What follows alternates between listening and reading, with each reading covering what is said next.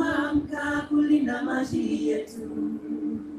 Ni wakati wakina mama kuongoza kuchunga maji yetu.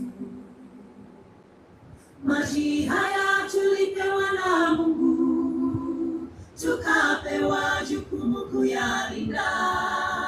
Milima, mito, mimea na wanyama, tukapewa jukumu kuitunza. Utetezi wa maji haya tunaomba tushikane mikono, tukaweze kutangazia watu wote walinde maji yetu. Maji haya tulipewa na Mungu, tukapewa jukumu kuyalinda. Milima, mito, mimea na wanyama, tukapewa jukumu kuitunza.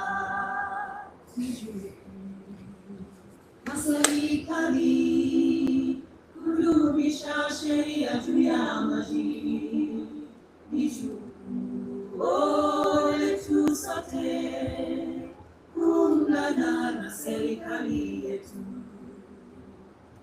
Maji haya tulipewa na Mungu, tukapewa jukumu kuyalinda. Milima, mito, mimea na wanyama, tukapewa jukumu kuitunza. Ni jukumu letu sote kubadilisha njia zetu mbaya, kukata miti na kuchafua maji, nikisiki katika mito wetu. Maji haya tulipewa na Mungu, tukapewa jukumu kuyalinda. Milima, mito, mimea na wanyama, tukapewa jukumu kuitunza. Maji haya tulipewa na Mungu, tukapewa jukumu kuyalinda. Milima, mito, mimea na wanyama, tukapewa jukumu kuitunza.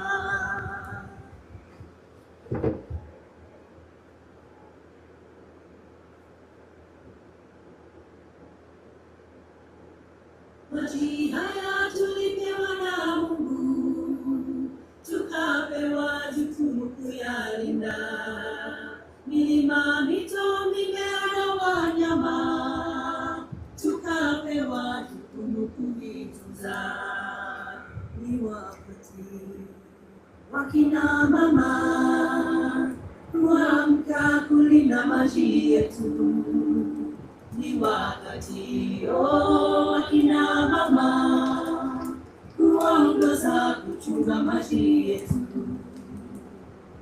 Maji haya tulipewa na Mungu, tukapewa jukumu kuyalinda. Milima, mito, mimea na wanyama, tukapewa jukumu kuitunza.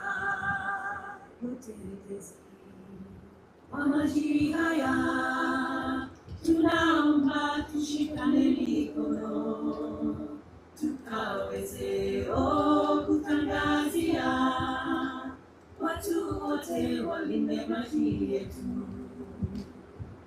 Maji haya tulipewa na Mungu, tukapewa jukumu kuyalinda.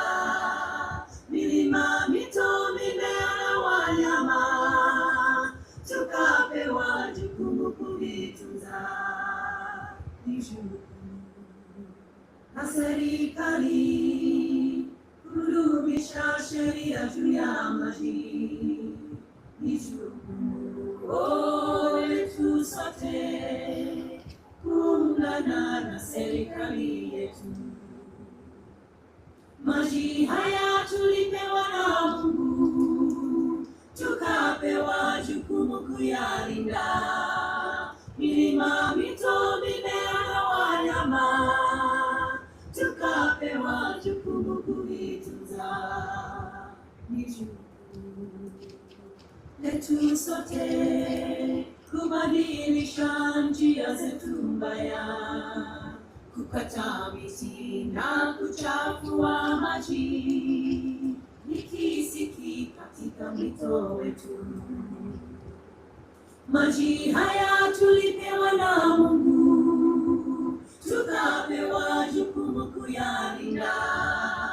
Milima, mito, mimea na wanyama, tukapewa jukumu kuitunza. Maji haya tulipewa na Mungu, tukapewa jukumu kuyalinda. Milima, mito, mimea na wanyama, tukapewa jukumu kuitunza.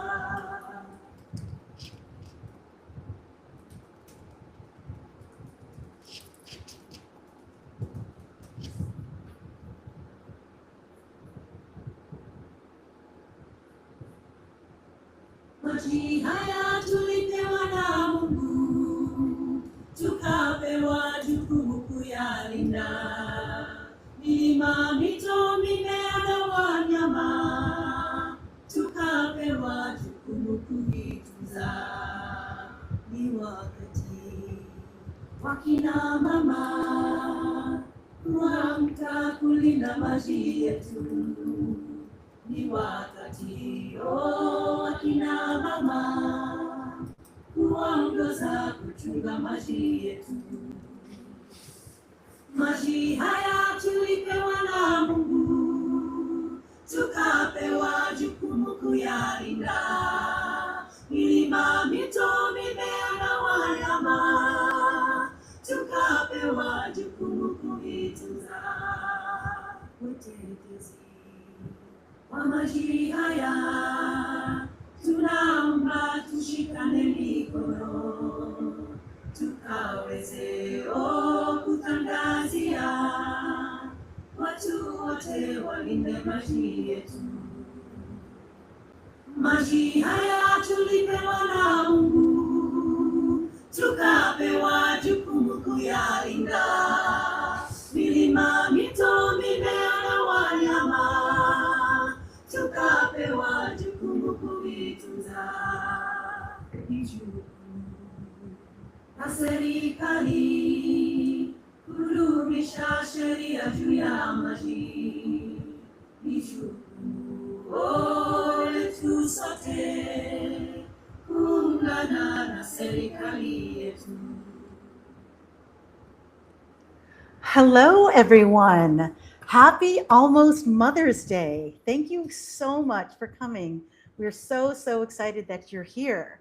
I've been waiting for this day because I'm so excited to be able to introduce you to a very inspiring woman who I consider to be an incredible and dear friend and sister to me.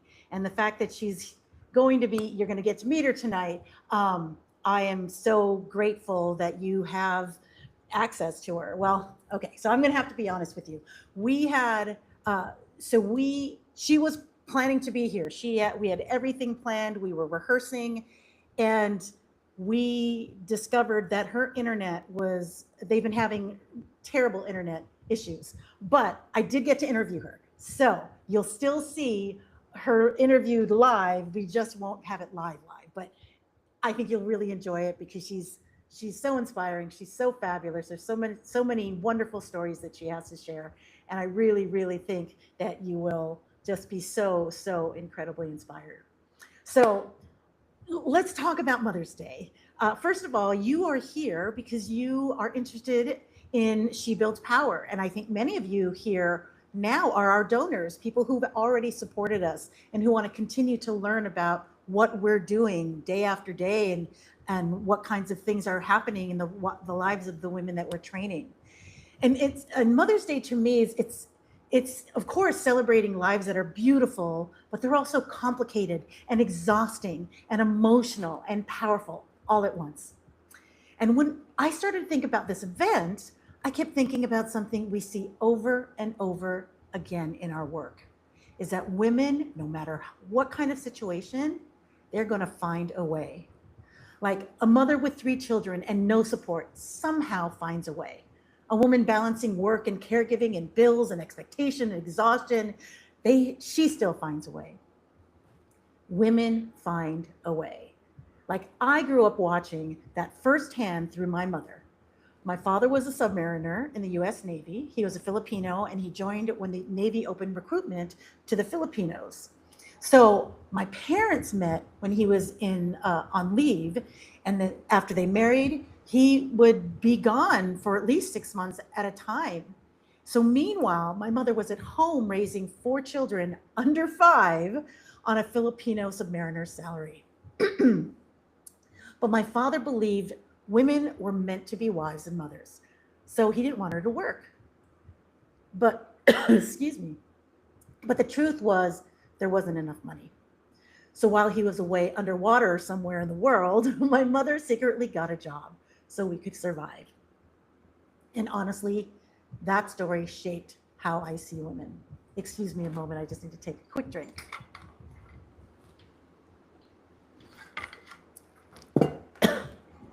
So this is how I see women. Women adapt, women improvise, women carry impossible loads and somehow still create stability, safety, and life for everyone around them. At least that was my experience with my mom. And the thing is, they remind me of water, because water always finds a way. When water hits obstacles, it goes around them. Water shapes and reshapes the landscape. Water persists, it's relentless. And the best part is water creates life. And so do women. And what's so interesting is that for years, people have looked at women in underserved communities as vulnerable. But that's not what we see. We see engineers, we see builders, problem solvers, strategists, entrepreneurs, community leaders. We see women carrying entire communities. They are carrying them forward with almost no resources. And today, with She Builds Power, is really about honoring that. But not in a symbolic way, but in a real, tangible, powerful way that we hope will bring as much joy to you as it brings to us. Because today you're actually the first people hearing some of our updates. We intentionally held back our quarter impact numbers because we wanted to share them here first with the community that helped make them possible.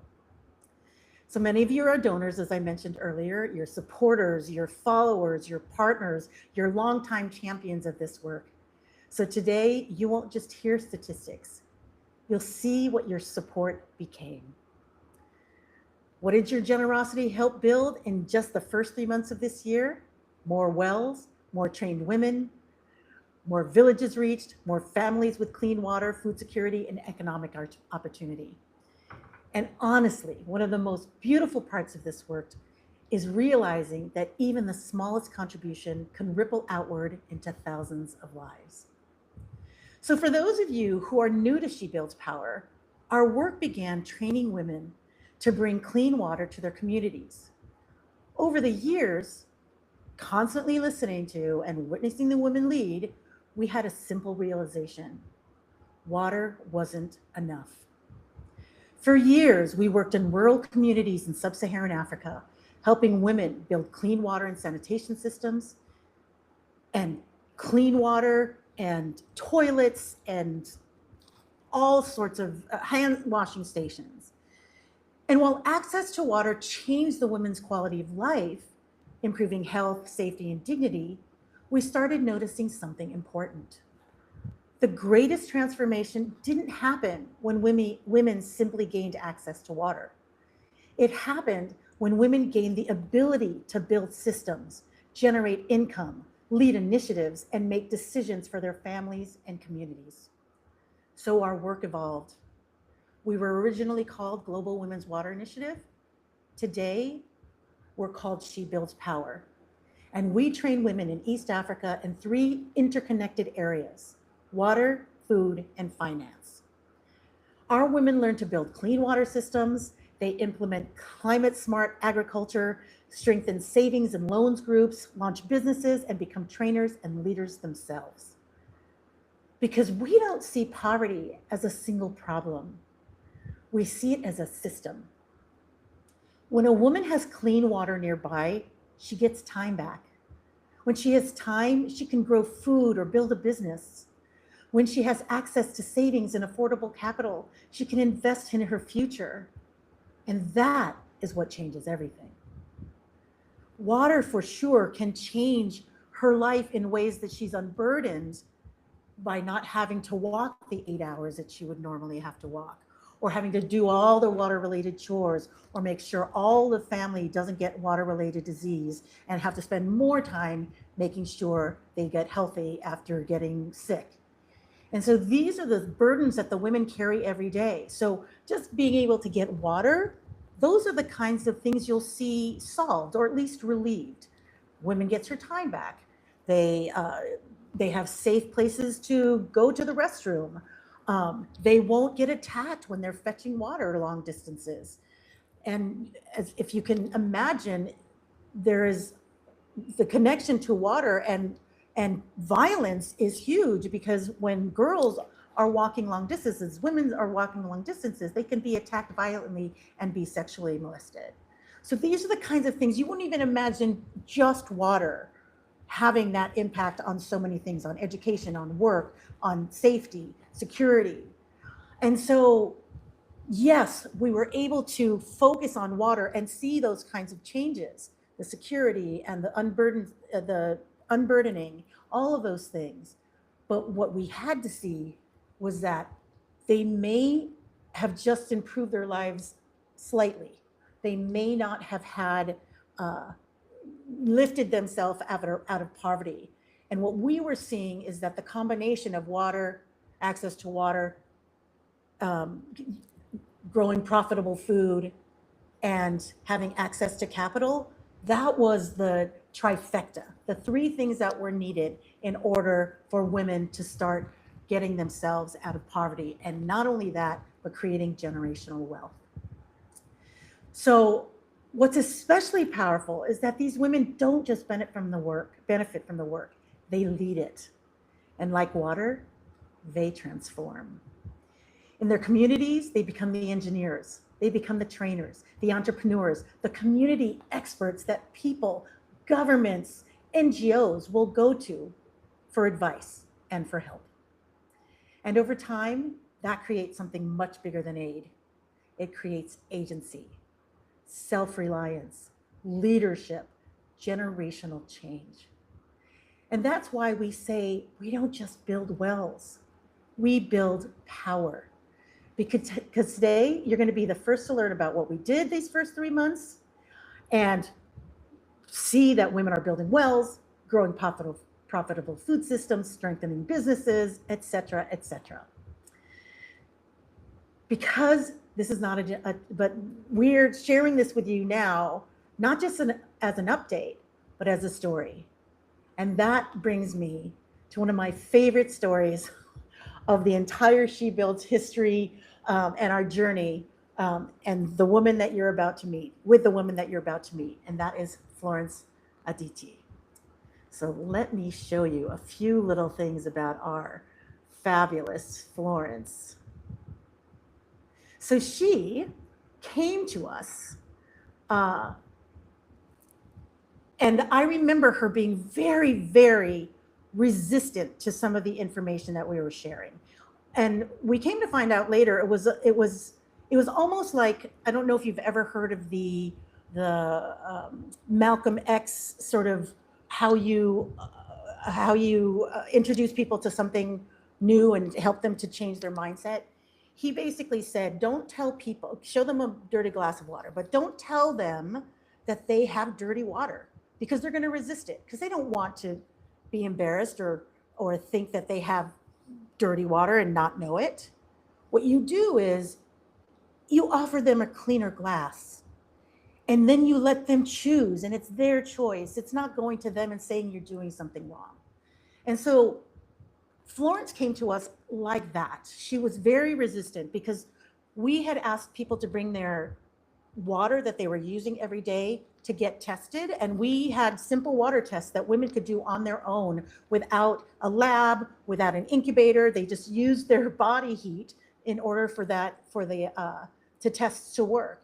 And so what she discovered was that she had contaminated water, and she had been giving that water to her family for years.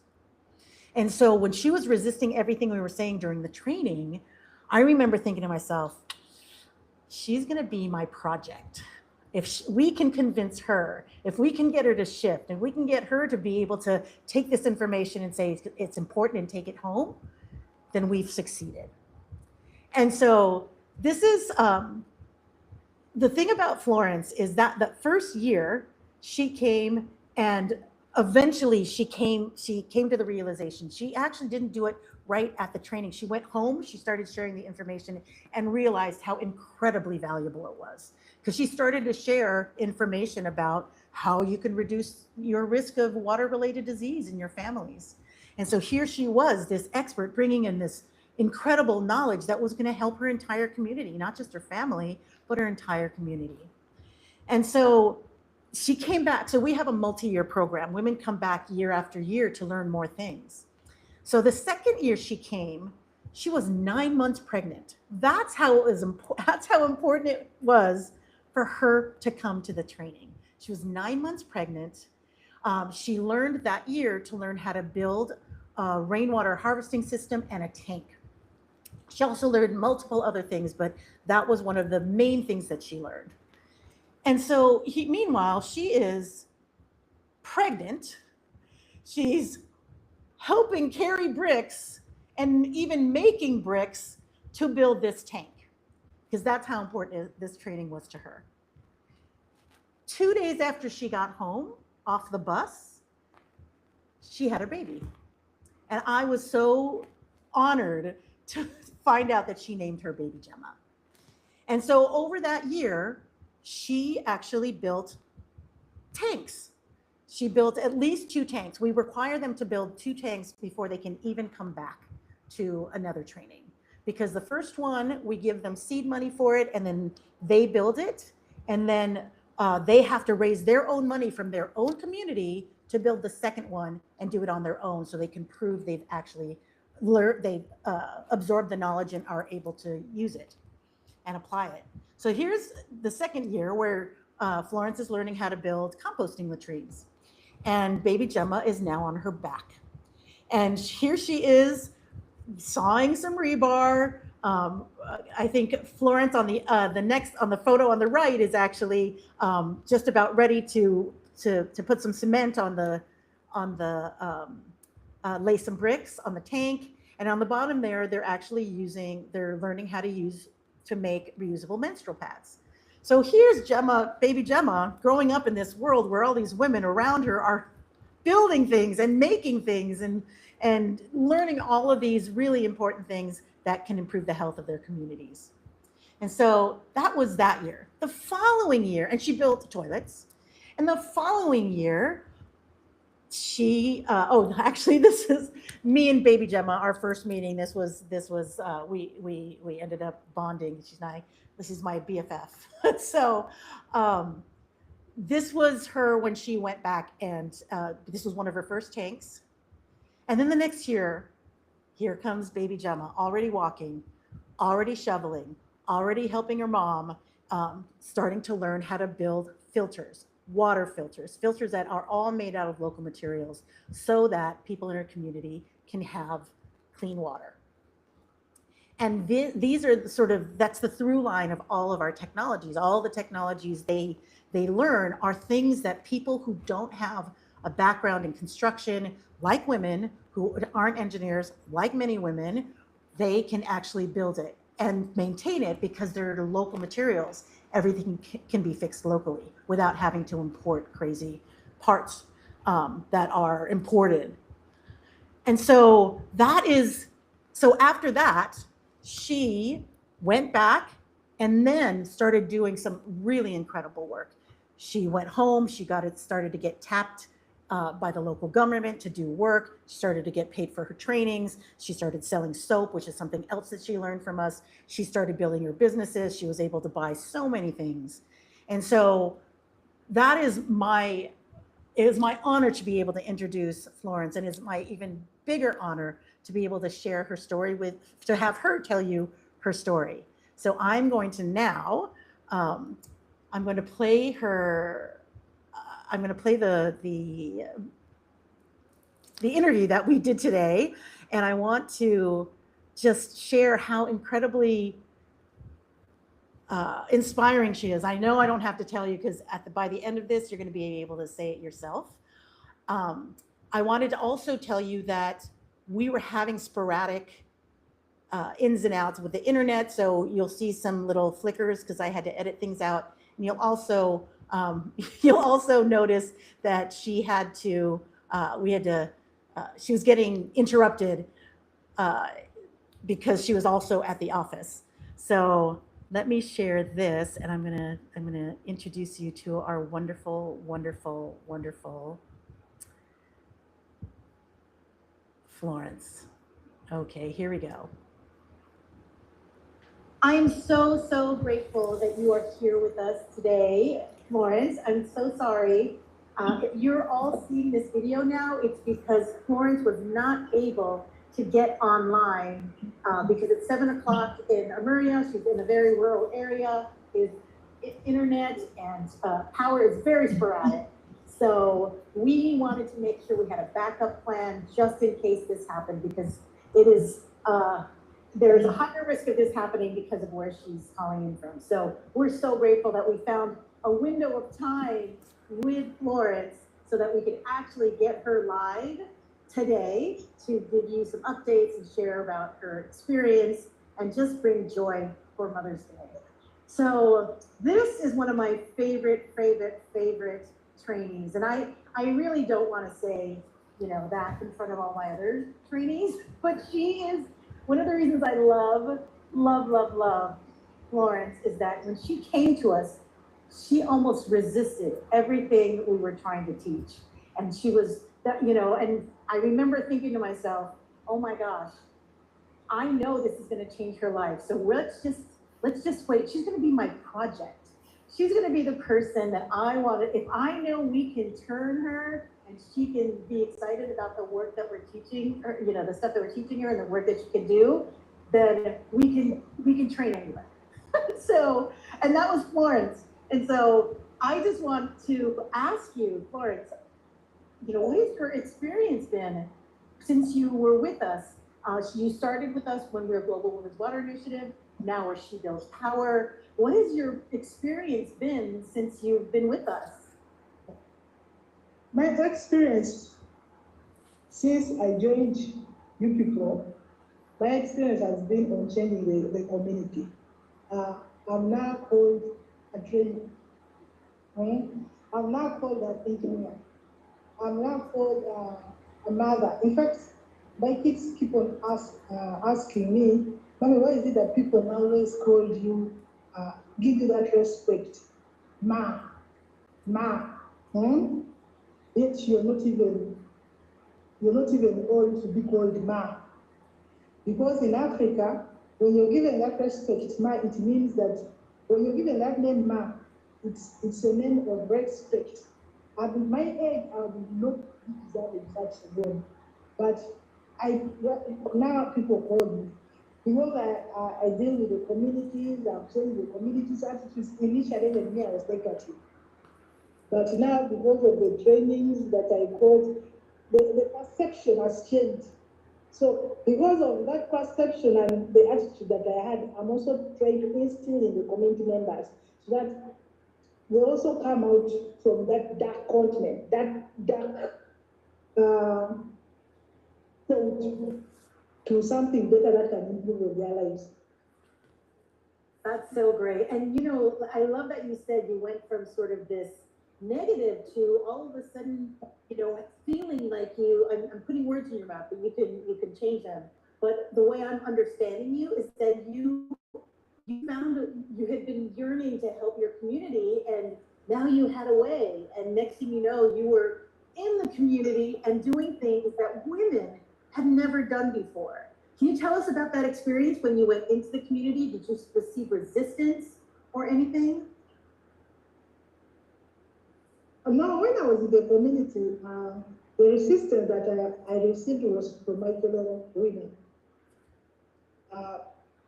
When you look at She Builds, the activities that the She Builds does are the activities that are meant for men. So when we introduce such activities to women, women tend to have a negative attitude towards you. And even men tend to think it's like you're grabbing away the authority from them. So that is the negative attitude I received from both the men and women.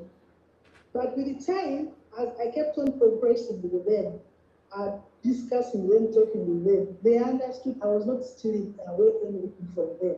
Actually, I was making them perfect, and instead, I was making their work lighter, other than all the time men or women really need alone. But when you combine the effort, the work becomes easier for all of us. That is the aspect that I changed towards them. But at first, they were too negative about it. Because in Africa here, there are activities that are meant for men, there are activities that are meant for women. But now when you break that score, people see you as if you're someone who's against the culture. That's so interesting that you say that, because we're seeing such big changes that aren't just about, oh, now people have access to water, or now people have sanitation, or now people have regenerative farming techniques so they can grow more food, or they have loans. We're seeing more than that kind of access. We're seeing a change in culture. I mean, I mentioned before all this to the audience that you came to our training 9 months pregnant, and you still came. And I showed them pictures of you carrying bricks and working on constructing a tank. And it was, I think it was pretty astounding for everyone to see it, that you were doing this 9 months pregnant. And so how is it that you saw your community change when you, a woman, with a baby on your back and baby girl, following you everywhere you went? How do you think the community started to change, and the children started to change, and the girls, what were they thinking? I think somehow they were not all that happy, but if we tell you, it's out of courage and shame aside. When you feel the pain for your family, you can now begin to have the change. Because for me, I started having that feeling of reflecting how all the time we would be fighting the water sources, how we would walk for long distances to look for water, how we would waste a lot of time in gossiping in the water source because you have to be in a line. So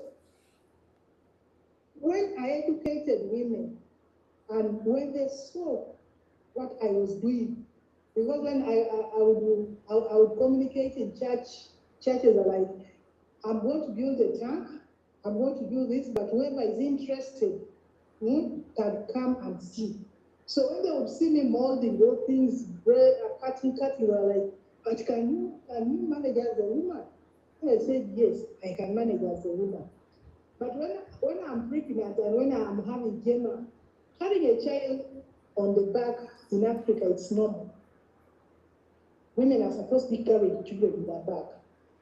So they don't see it as something bad, because you can carry a child on your back, carry the firewood on your head, and then even you can either put the child in front of you, then put firewood at the back, put the jerrycan of water, 20-liter jerrycan of water on your head. It's a normal thing in Africa.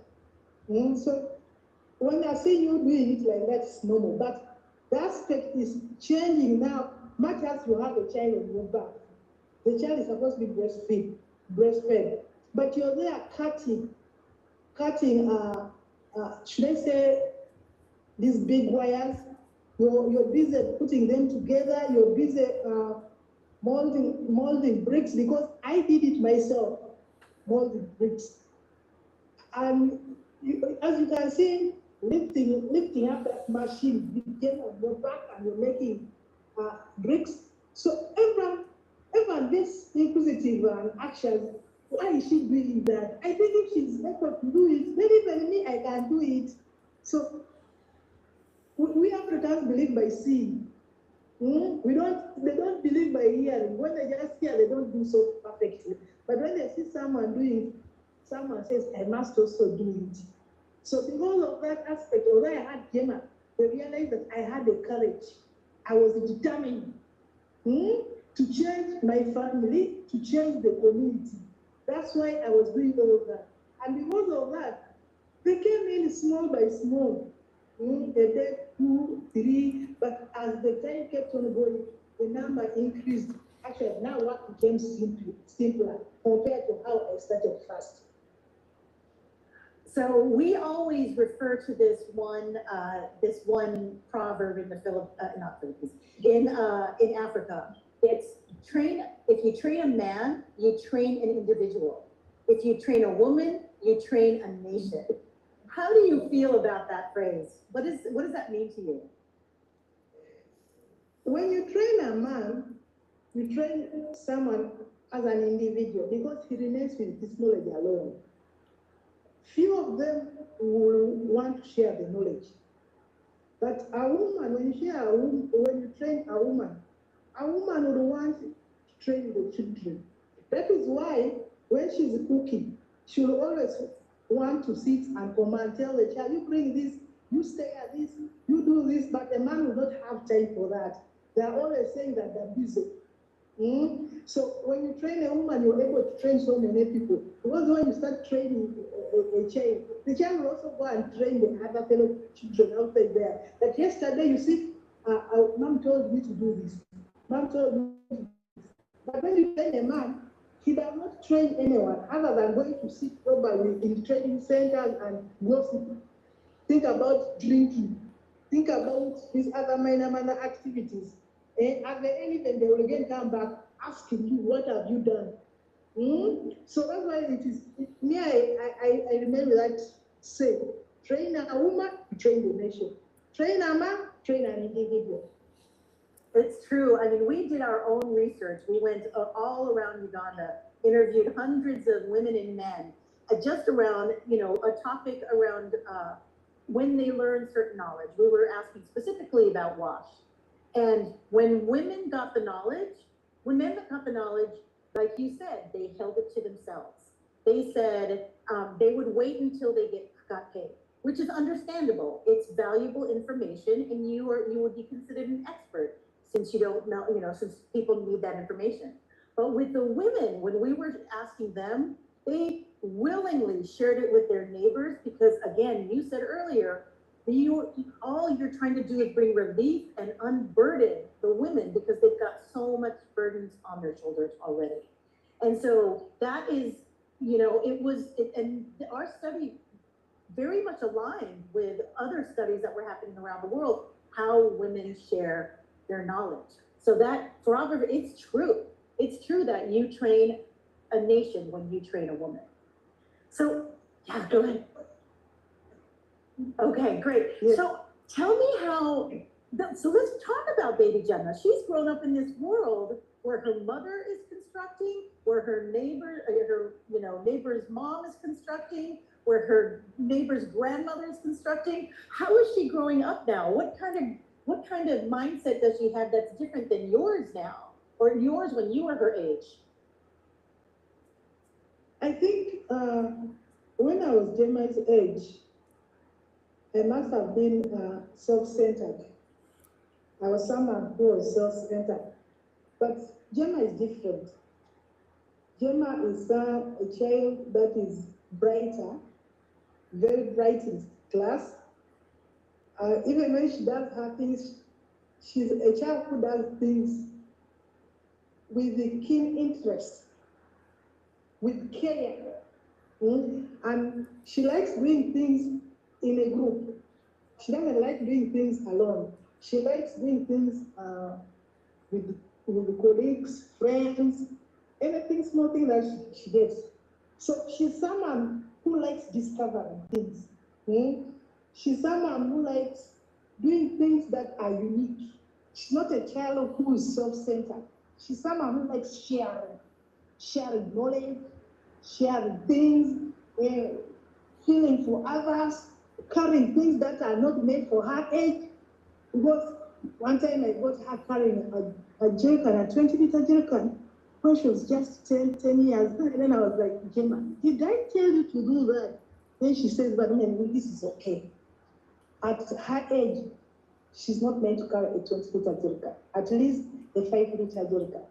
But because of the strength, the energy that God has given her, the ability that she has, she's doing things that are not meant for her age. So that is the type of Gemma that we have. So I wanted to ask you also then, because when you were a child, did you imagine you would ever do anything like this?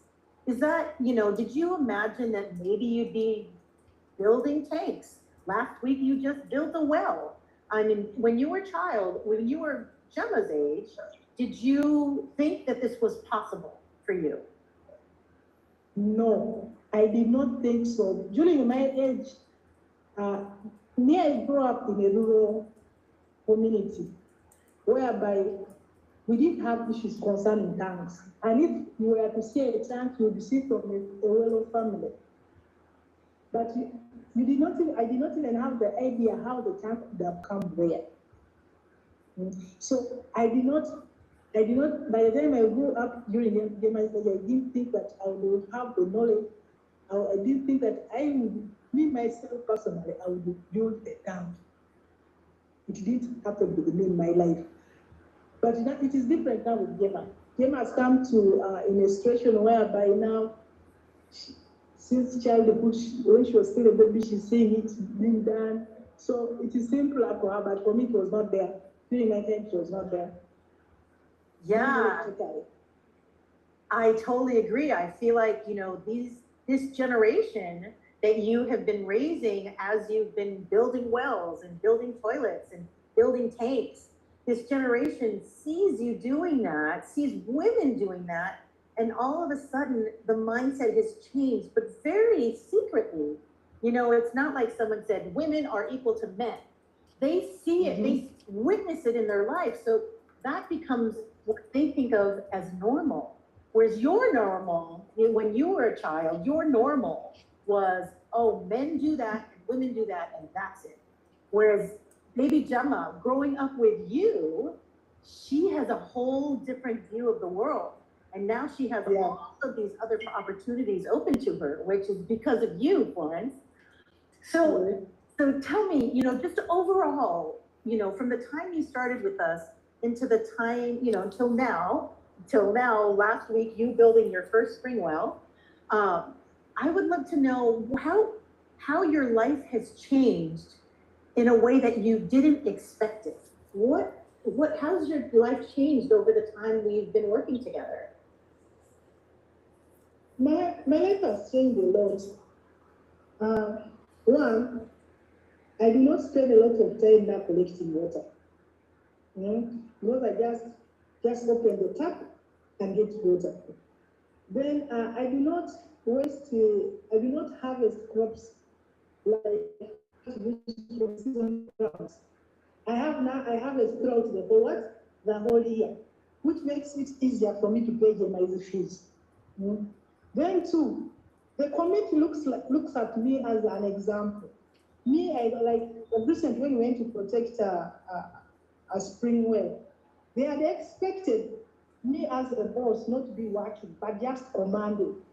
Then one of the gentlemen said, I can't believe that most big people who come here do not work, but they just talk. Then the community members are the ones who work. But here, there's no boss. Even if someone came from outside and asked who was the boss, or just looked around who was the boss, would not find.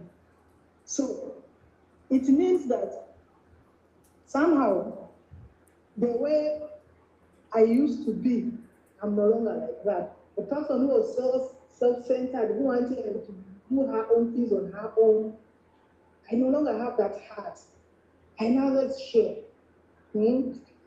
It has also changed me because I have that respect now in the community. I train people. Hmm? Uh, the district officials look at me as an entrepreneur and always consult me. When you look at World Vision, they're consulting me in so many things so that I can help them. So I'm a vessel that is now important, that people are looking at as something that has value. Other than initially, whereby I was looked at like a village woman, although I had gone to school, but stayed at home because I had no job, moving around people, job, you could not have money. You know, when you have money, you look younger every now and then. But when you don't have money, you grow old very fast. So those activities there have given me money in my bag all the time. It has reduced me spending a lot of money in the hospital. Treating children, not able to pay school fees. It has also reduced. Actually, now my kids feed well. Not only my kids, even my neighbors, because the Bible says, do unto others that you ought to be done to you. You cannot expect your community, your neighbor to be suffering and you're well off. But you need your neighbors also to be well off so that you move in the same pace, so that fees are reduced. So because of that, it has changed me. I'm a total changed person in the community. Even the way I used to talk, I was short-tempered.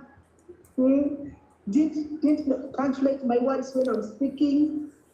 Just utter fa. But now then, before I say something out, I first have to weigh the value of the word that I'm going to say. And is that word okay? Will it hurt the other person? Is it a correction? So it has made me a changed person in so many things. You talked about people seeing you as an entrepreneur, and a lot of the things that we've taught you, in fact, every single thing we try and teach you is somehow professionalized, that you can earn money from doing it, and you'll be considered an expert. So tell me about what you sell, what you learn from us, what you sell, how it's been helping your community. What are the things that you sell, and how has your financial status and your ability to buy things changed? I sell the liquid soap and the bar soap that I learned. First we learned in Kenya.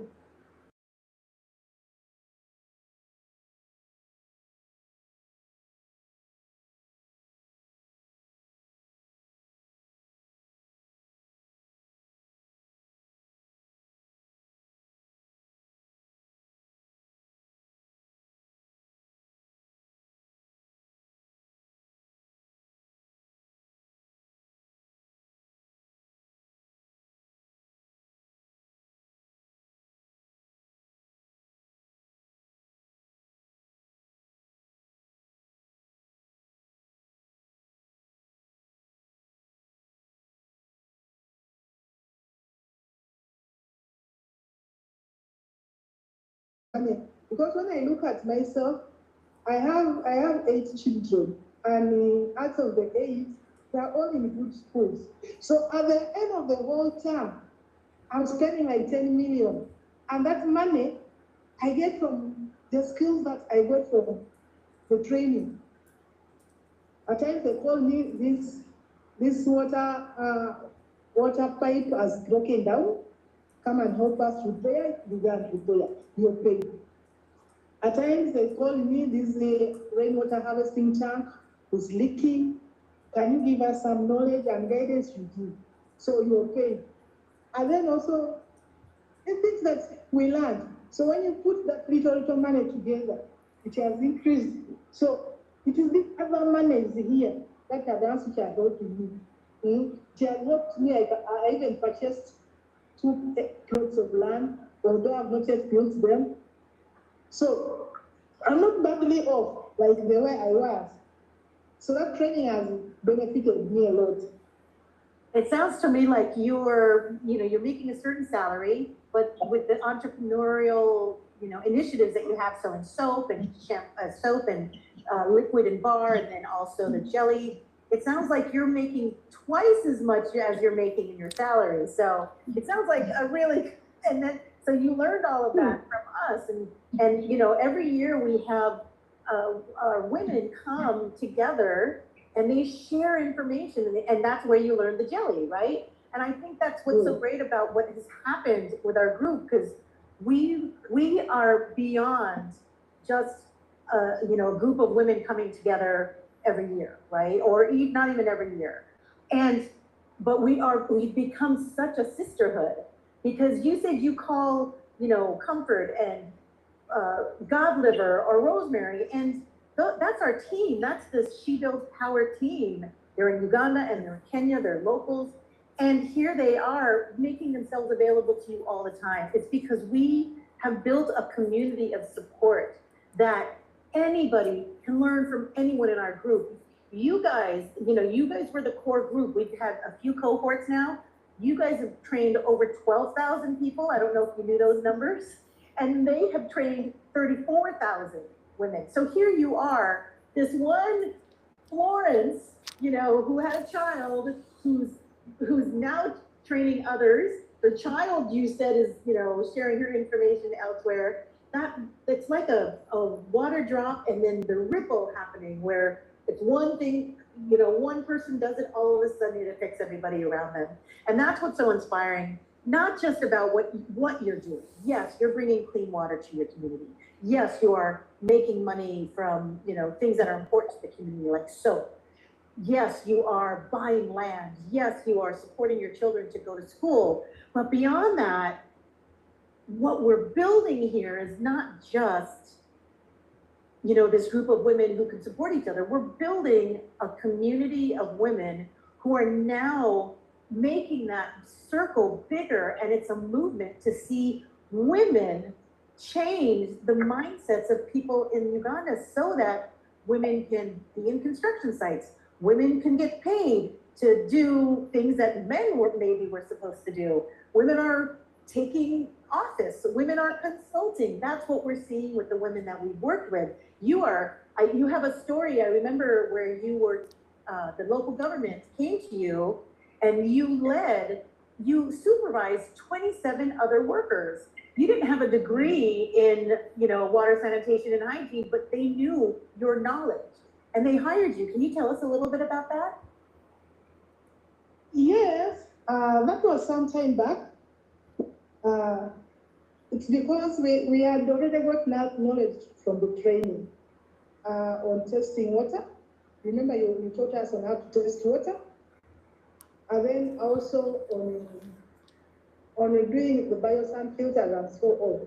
So because of that, the water department lacked the personnel, because government cannot recruit all.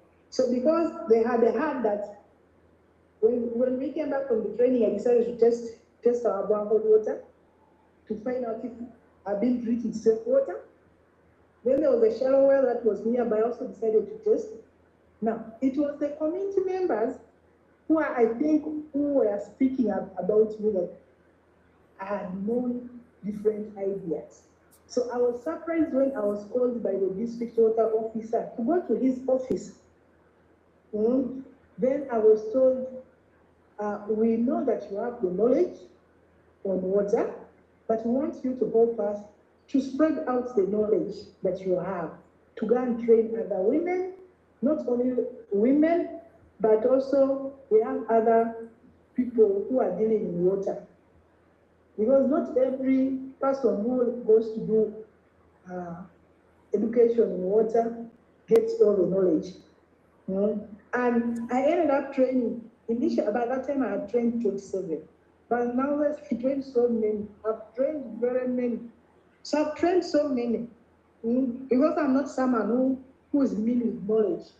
I come and I feel like I should share with people, so that we do change the community. We do change people's mind. So when you begin changing the mind of someone slowly, the person comes out of that naive way of thinking and becomes a better person in the future. Oh, that's wonderful. You've been able to spare so much time with me today. I am so grateful that we were able to have this conversation and to have you be able to share this information and your stories with people who, who are supporting what we do, who are really interested in seeing this kind of work, because it's not just about providing access. Now, all of a sudden, we see women lives changing, not just having access to water and unburdening themselves, but earning money, being considered experts, being tapped to lead, important groups. And I think what we're seeing, you are such an epitome of it, because you literally have changed your community's mind about women, about what women are capable of doing. You're changing your children's mind about what possibility they have in their future. You are changing your future for your children, because now you're creating generational wealth. Baby Gemma, I'm sure, is with you when you're making soap, and she'll know how to be an entrepreneur when she grows up. Which is, and she sees this as normal. Oh, that's what mom does. That's what women do. And I love that. I wanted to ask you one last question before we go. This is the reason we're having this event today is because on Sunday, it's in the United States, it's Mother's Day. And so you were the perfect person to ask, because you were our first, quote, mother. When I say you were the first mother, you were the first one to bear a child during our program. And so I wanted to see if you had any thoughts that you want to share with the mothers in this audience, just around how, the importance of women doing things that maybe they weren't told they should be doing. If you're given knowledge, try it the first time. Failing is not, when you fail, you should not give up. It's a normal thing. When you fail, try again next time, but don't give up. Most people, we train them, someone goes and sits down with the knowledge. Then what is the benefit of you going for the training? The benefit was for you to move away from the stage where you were to a better stage. Move away from the life that you are leading to another life. Why should you remain in poverty as if you were born in poverty and you're supposed to remain in poverty? No. You need to move away. Get the skills, get the knowledge, apply it. Where you fail, consult. Because at times I would fail, and then I would call comforter, call God believer, call roll and say, I failed here. Call them and say, I hit a slab here. Please, can you guide me? Can you help me? And they are willing to help. So, very grateful, and I'm much better. Better. I would not be, I think, my children don't reach where they are now. Wonderful. Any last thoughts before we go? You're so wise and wonderful, and we're just all just eating your words. So any last thoughts before we go? I don't think I have enough thoughts now, because I have so many thoughts.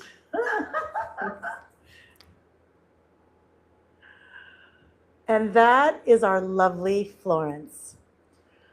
I can hear her talk all day, because those are just a handful of the stories that she's experienced going through our program. She's been with us for a bit, and we have literally seen her every single year grow from buying a motorbike, then buying land, and now making over $1,000 a month, which is huge in her area.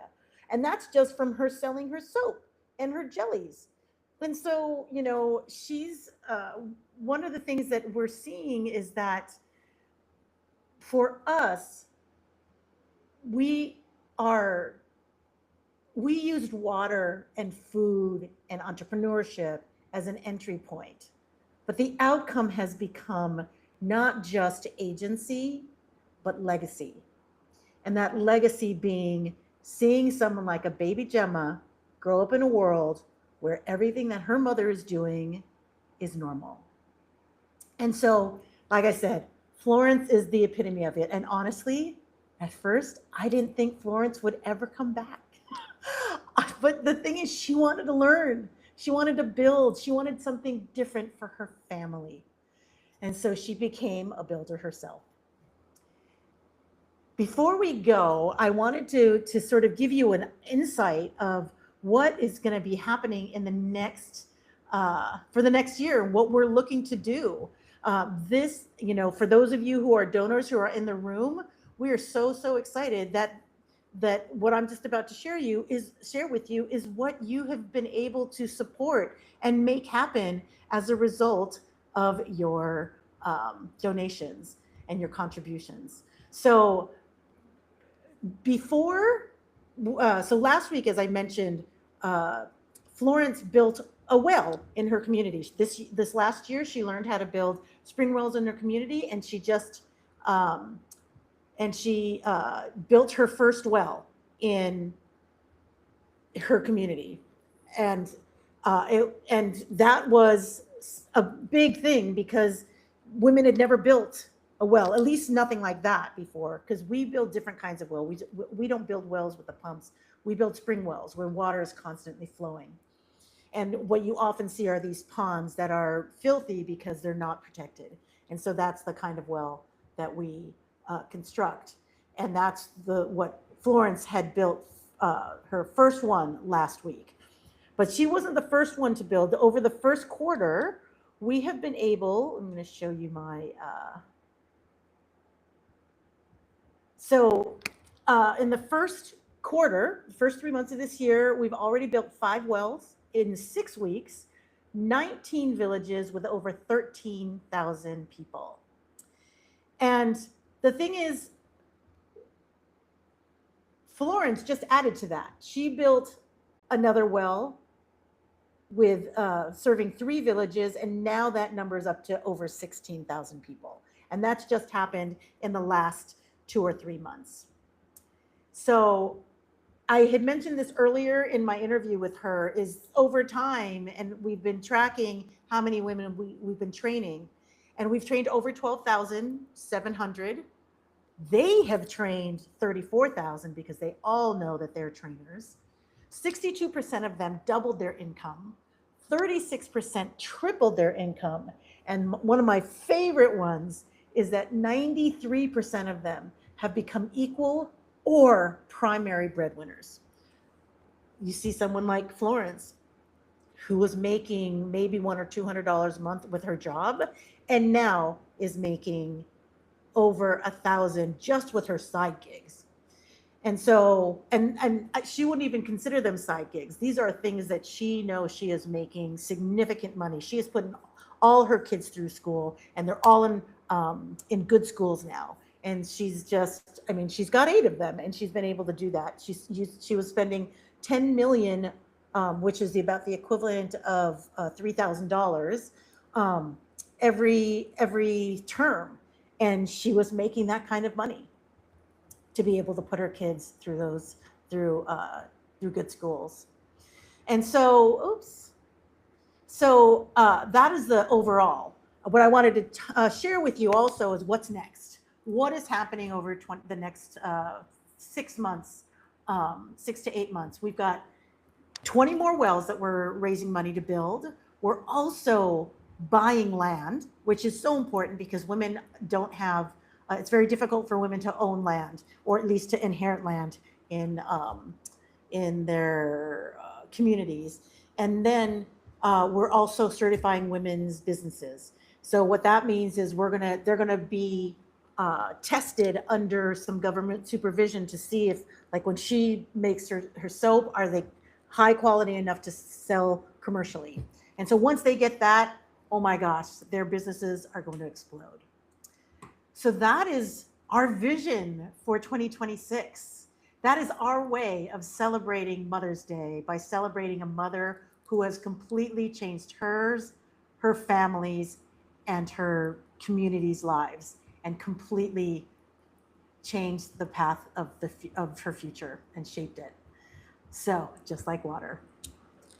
Does anyone, so yes, and the way you can support the music, you can go to our website. It's on it's on the chat. It's shebuildspower.org. You can help us fund the next well. You can help us fund a loan to a woman who will be able to build her business. You can fund helping us purchase land so that these women's groups can actually have their own land that they have ownership over. You can contribute to uniforms, things that the women need when they're out constructing. There are all sorts of ways you can, from $25, getting them uniforms and protective equipment in the field. You can spend $100 to invest in their soap business. You can get your families together and donate $4,000 and get a new well that'll serve over 3,000 people, just like with what Florence did. So that's what you can do. It's shebuildspower.org. And if you go to the donate page, I believe it's /donate. You can also follow us on LinkedIn, Facebook, Instagram. Our handle is @shebuildspower. And you can also, sorry, let me stop sharing the screen. You can also sign up for our newsletter. We have a newsletter that we send out every month or so. We also have a running blog with just some of my thoughts around international development and how we support women and why we need to support women. And I think it's all of this I've learned from the field and being surrounded by incredibly inspiring women. So that's She Builds Power. And I'm so glad you were able to join us. And for those of you who have donated, thank you again. And thank you to those who came for the first time and just wanted to learn about what we do and who we are. I'm absolutely happy to stay a little bit longer if anybody has any questions, but we'll be here. Oh, if you were here at the beginning also too, I wanted to let you know that song that a cappella song that you heard in the beginning, that was actually written by one of our trainees. And we recorded that in the studio, and that is a professional recording of that song. So I'll play it on the way out as well as we break out. But it is an incredible song. It's an incredible movement to be part of, and it's an absolutely beautiful representation of it. The lyrics mean, it's called Mama Maji, which is Mama Water and so it's all about we need to take care of our mother, the water, and we all have the responsibility to take care of it. It's a beautiful song. So if you have any questions, please put it in the chat. Otherwise, thank you for coming. I'm also going to plug in the song right now. Hopefully you'll enjoy it now that I've given you some context. Have a wonderful Mother's Day to all.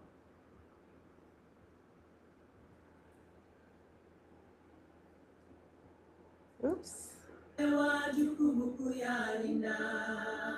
Milima, mito, mimea na wanyama, tukapewa jukumu kuvitunza.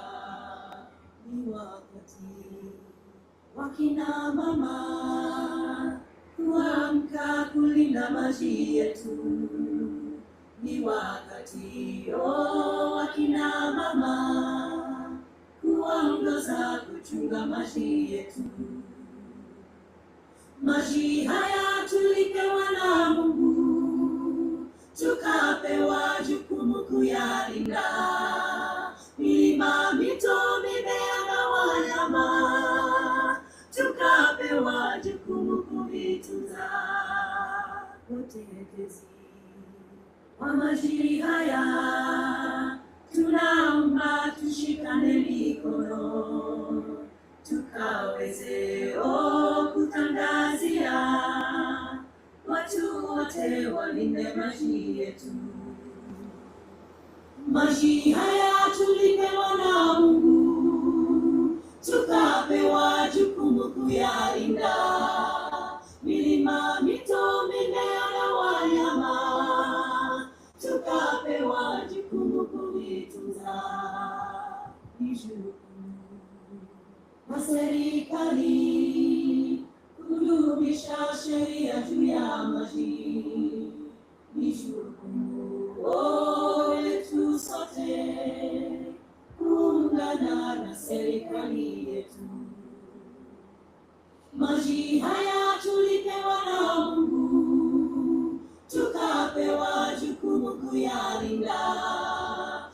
milima, mito, mimea na wanyama, tukapewa jukumu kuitunza.